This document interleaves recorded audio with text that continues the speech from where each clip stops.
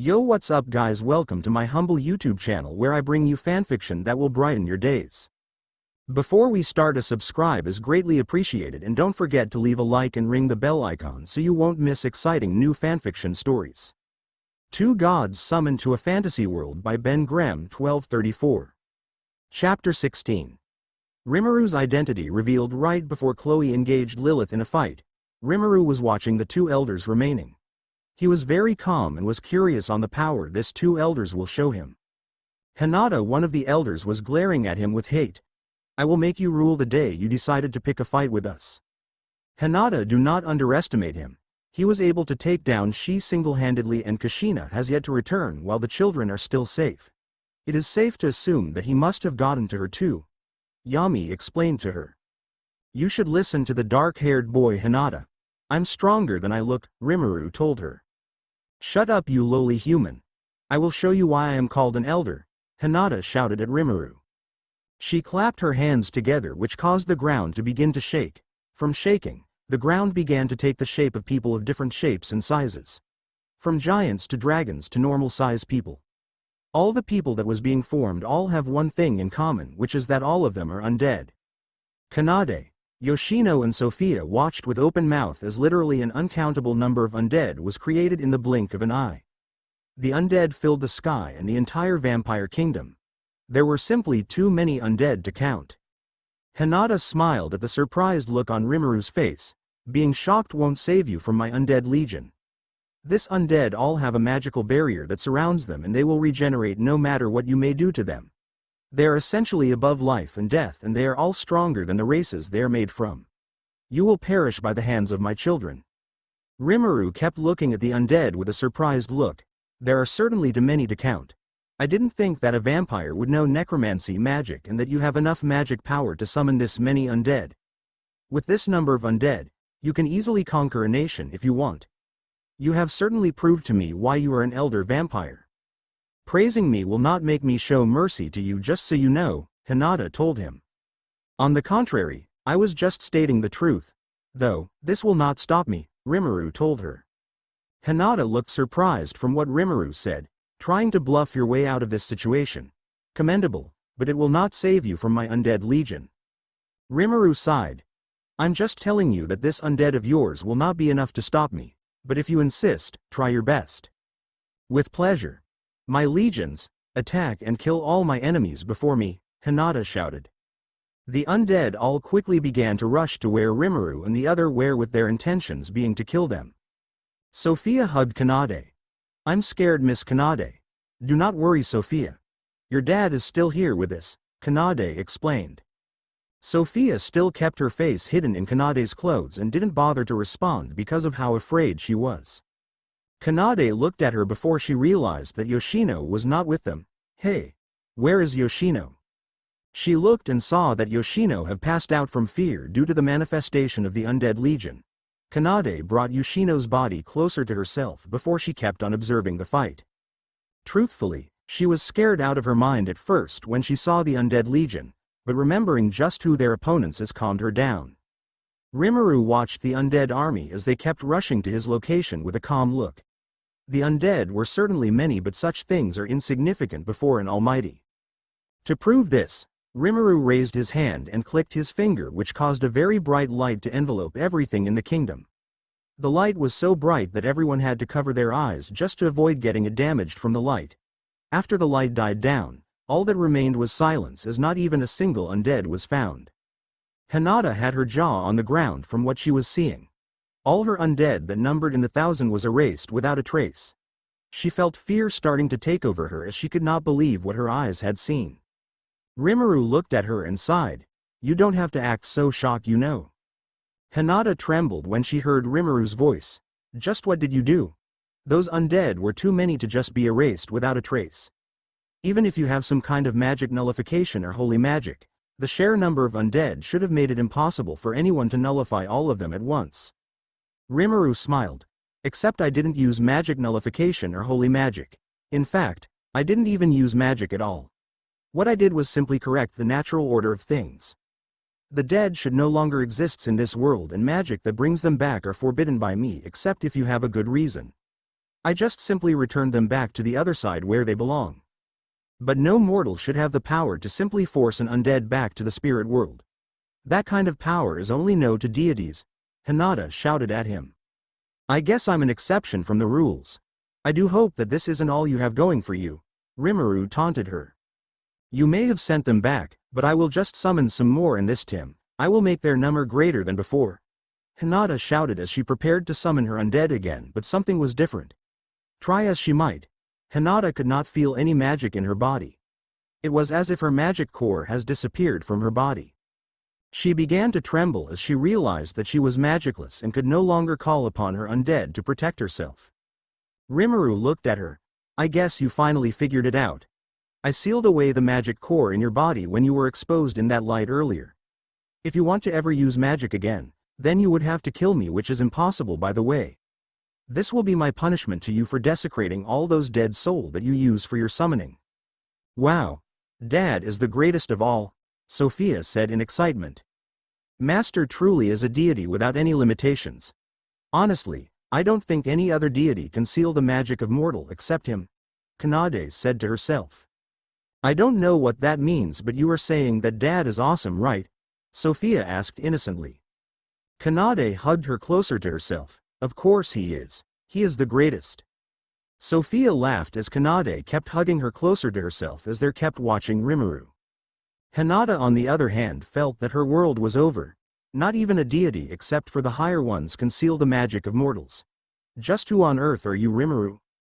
Someone who got called here because of the oppression of the humans, Rimuru told to her. What do you mean by that? Are you saying that you?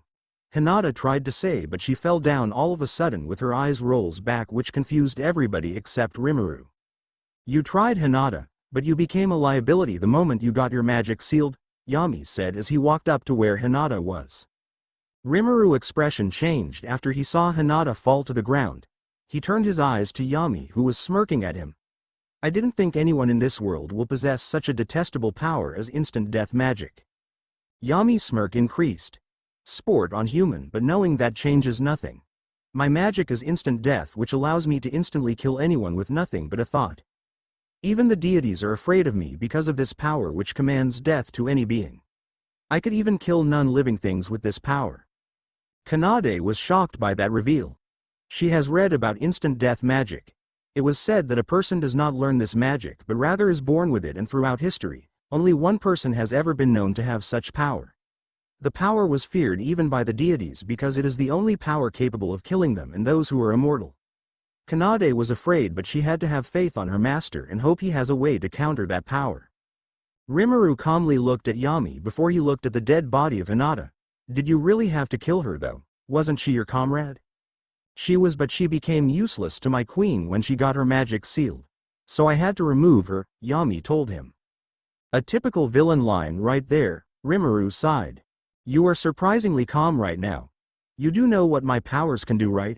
I can kill of anything no matter how powerful her format is, and you are no exception. Surrender and I will spare you. Resist and you die, Yami told him. I think I'll pass on that if you don't mind, Rimuru said to him with a smirk.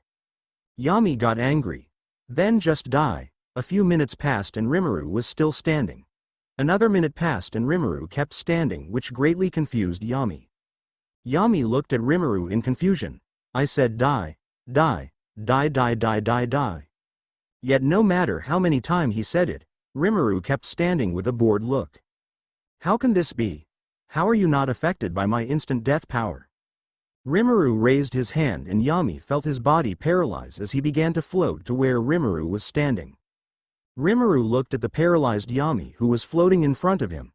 Let me give you a crash course on how power works, kid. There are dimensions of beings which exists in the world and all of them are quite powerful, but what separates them is the level of power they each possess. Just as a two-dimensional being can never defeat or comprehend the powers of a three-dimensional being, so also a three-dimensional being can never beat a fourth-dimensional being no matter how strong the three-dimensional being may be. Yami kept looking at him in fear, but Rimuru ignored him and continued. Those who are three-dimensional being are said to possess enough power to destroy a planet and the likes. While those who are fourth-dimensional being are said to have the power to affect the world as a whole. When I said world, I mean the various worlds out there. Now fifth-dimensional beings are entities that exists outside this world, as their very existence can destroy the world itself. Now do you know why I'm explaining this to you? Yami wanted to answer, but he couldn't move a single inch of his body, which left Rimuru to explain why for him.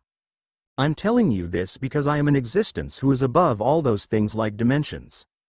Those things are used to measure how powerful a person or a deity is, but my existence is beyond measures because I transcended everything. Before me, all things have no meaning. Trying to measure how powerful I am is like trying to count the number of sand in all the infinite multiverse. I am power itself and no one is my equal. Take for example that a person has infinite speed and is trying to challenge and outspeed me. I will look at that person and laugh, because if his speed is infinite, then mine is beyond infinity. You can try any power you want on me and I will simply laugh it out. I am the beginning and the end, and all things were made through me. If you understand this, then you should know why your magic can never work on me, Rimuru explained to him. Rimuru released Yami and he fell to the ground and crawled away from him, or at least tried to. Rimuru looked at Yami, who was still trying to crawl away from him, and kept talking. Didn't you ever wondered why you couldn't perceive my presence or my power even when I killed your friends? No one can perceive or understand my existence unless I permit the person. Let me show you just a glimpse of my power. Yami, who was crawling to get away from the monster behind him, got pinned to the ground by an unknown force. It felt like the universe was dropped on his back and it instantly crushed him. Not just him, everyone in the world felt the same force push them down, and all this was because Rimuru allowed 1% of his powers to slip out of him.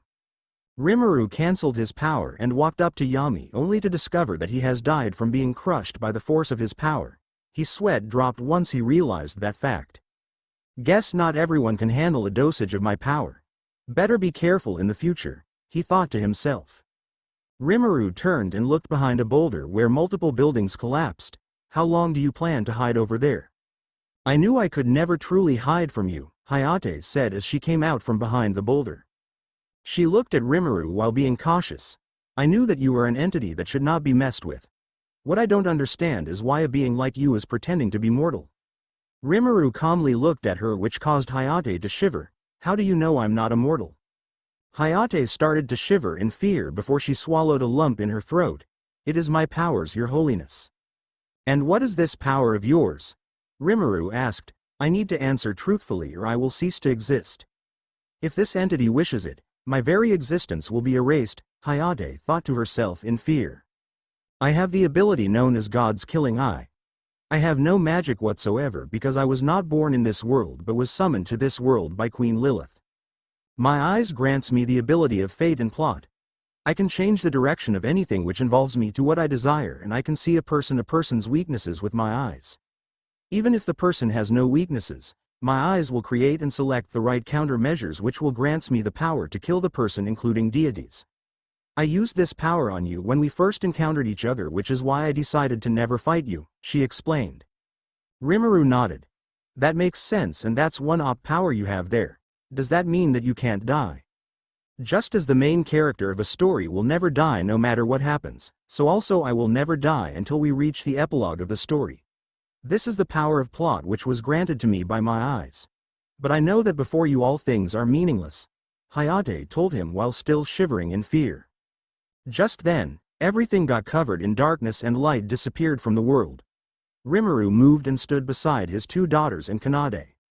What is happening? I'm scared, Sophia said while getting ready to cry. Rimuru took her in his arms. Is okay, Sophia. Papa is still here, and besides, you can see if you open your eyes, that is. Sophia nodded and opened her eyes and saw that everything was the same except for the flash of light that is moving around in the sky. What are those flash of light, Papa? She asked in confusion. That is your mom and the mean evil queen. Your mom is teaching her a lesson, Rimuru told her. Kanade carried the still sleeping Yoshino and approached Rimuru. How are we seeing, Master? Everything got covered in darkness earlier. That's thanks to my blessing which all of you have. It gives you some unique powers and you all seeing right now is one of them, Rimuru explained to them. Kanade looked up. Wow. I can't believe how fast those two are. I can see or follow them at all. Those two are moving way past light speed and are in another realm of speed. You need to reach a certain level before you can follow such speed with your eyes, Rimuru told her. He turned to Hayate, who was trying to use the opportunity to run away. Move and you die. Yes, Your Excellency. Hayate shouted while she stood at attention. Rimuru laughed and turned back to the fight because Chloe has released her trump card that he gave her.